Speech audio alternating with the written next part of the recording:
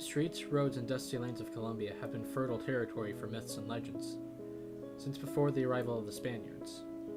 Tales of La Parasola, a one-legged wailing banshee that forever sought her child, and of El Duende, a backwards-footed goblin that led travelers to their doom, nibbled at the corners of the journeyman's ease for centuries. Although these stories mainly troubled those living in or passing through rural areas, the growth of cities brought with it a new breed of urban legend rooted in the primal distrust we still harbor, somewhere deep inside of modern technology. An example of this is the phantom bus that allegedly roams the city streets at night. Supposedly, young women who boarded alone are found mutilated in overgrown outlying fields a few days later, a frozen look of abject terror illustrating their moment of their last tormented breath.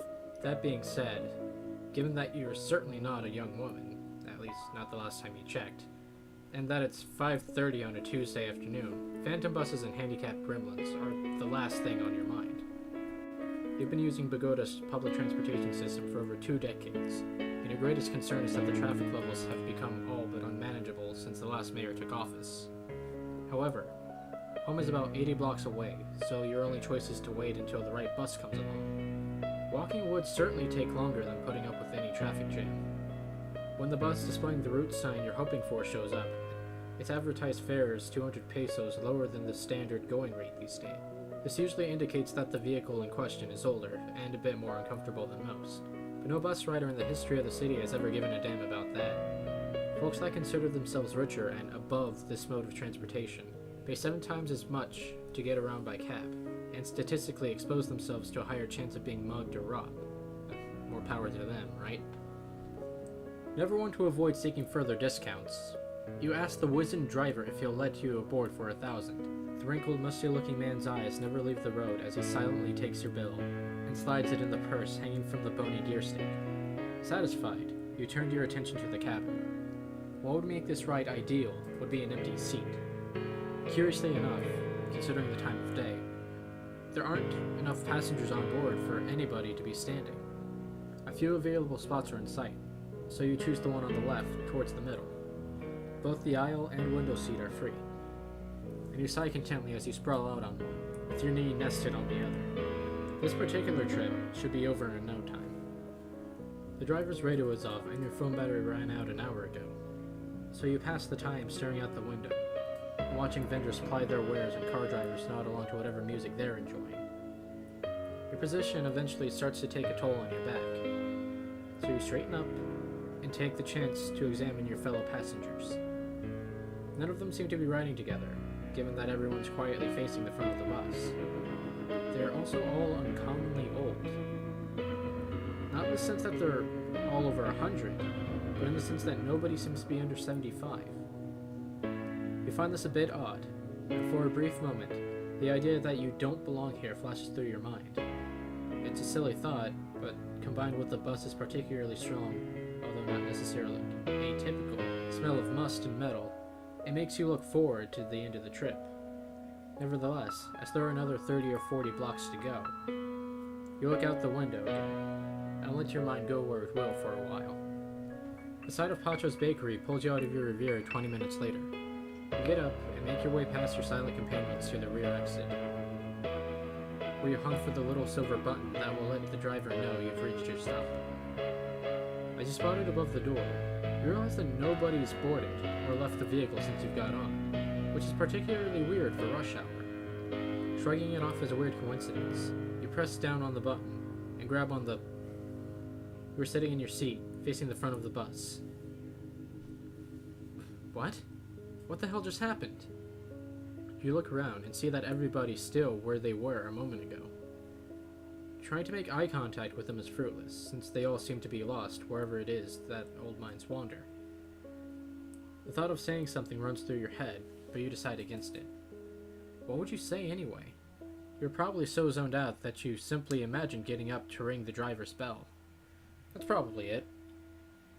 Your daydreams are occasionally so vivid that leaving them is downright startling. Besides, you're already 2 blocks past your stop. Call it a weird thing that happened on your way home, or whatever, but for now you should just get off the bus. There's no point in having to walk back too far. You, once again, get off your seat and head for the rear exit, somewhat unnerved by the other passengers' stoic disinterest in everything around them. There's the button, right where you remember it. Except that you can't remember it, of course, since you've never actually been back here. You probably saw it when you got on. After grabbing onto the guardrail, these bastards occasionally decide to stop on a dime when you're in. You look towards the driver, put your thumb on the button. You are sitting in your seat, facing the front of the bus.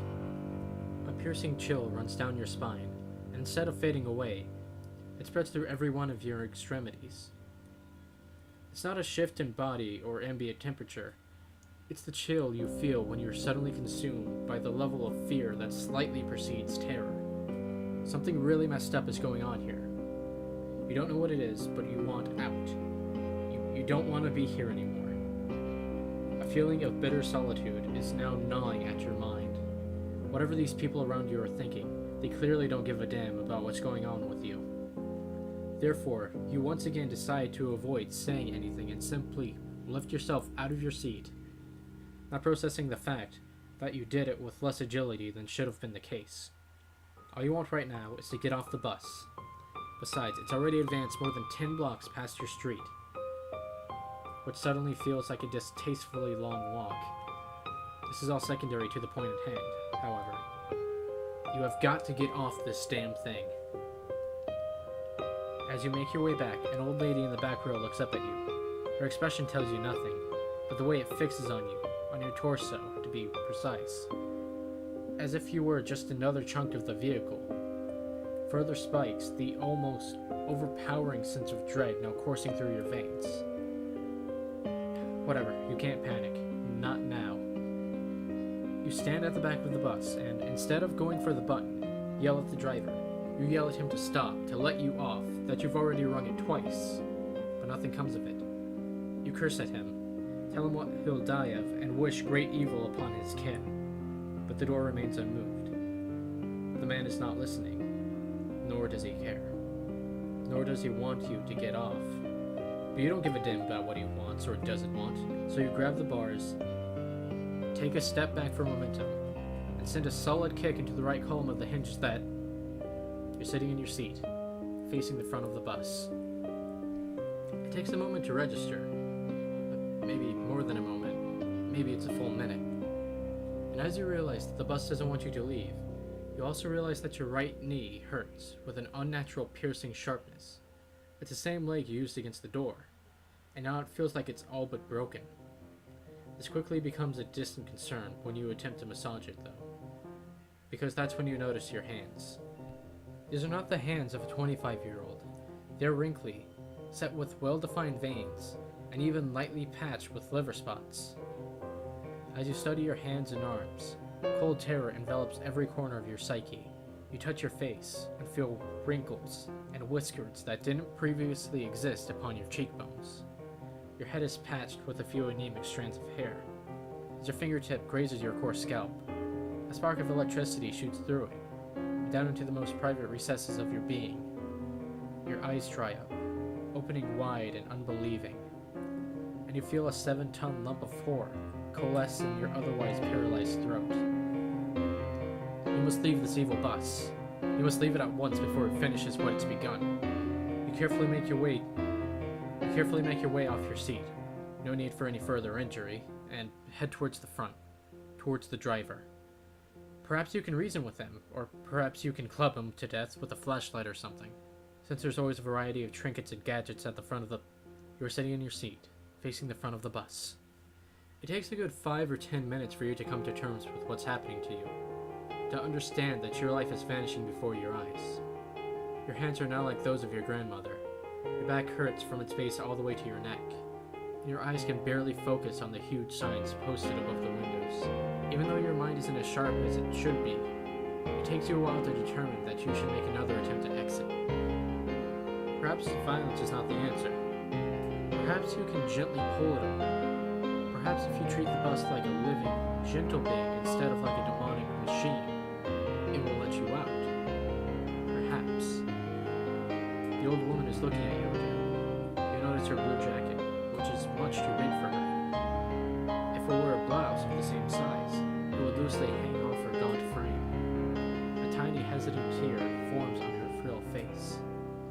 follows a meandering path down her ancient features to land on her wrist with an eerie finality. There's a red Toto watch around that wrist, the sort that is currently all the rage with kids graduating from high school. You examine the door. 2 panes, joined by a vertical line of hinges coated on the right by a rubber pad to avoid contact damage. The door is slightly bent inwards, and as you notice this, a glimmer of hope runs through you. You can just insert you're sitting in your seat, facing the front of the bus. What the fuck? What the fuck is going on? My hands. They are old. My hands are the hands of an old man, not my grandfather. Of an old man. The old man behind you stares when you turn to him and yell at him and grab his face and scream at him to let you off. He mouths something you don't understand.